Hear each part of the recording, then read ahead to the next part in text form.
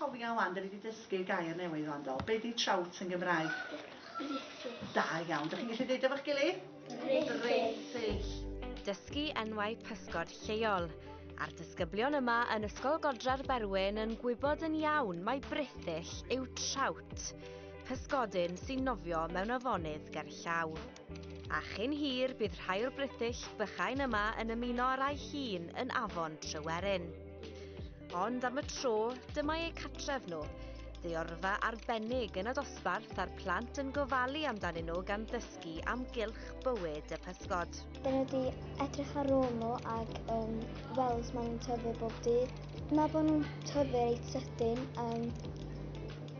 Dwi wedi dod mewn a gweld nhw yn fach i be maen nhw wan.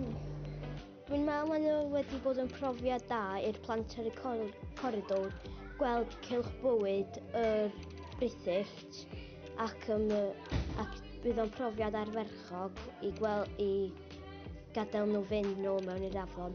Mae'r ysgol wedi bod yn gweithio gyda wardyniaid Parc Cenedlaethol Eryri. Be mae ddysgu nhw ydy cylch bywyd pysgodyn o'r wyd drwodd i pysgodyn British sy'n mynd allan i'r afon. Gwaith fel yma sy'n mynd ymlaen i edrych ar ôl yr afonydd neu glanhau yr afonydd. Felly, da ni'n dangos faint mor fregus ydy afonydd a bod hi'n bwysig bod ni'n edrych ar ôl yn stocs pysgod i'r dyfodol. Gwarchod bywyd gwyllt drwy ddysgu am gylch bywyd pysgodyn pwysig iawn.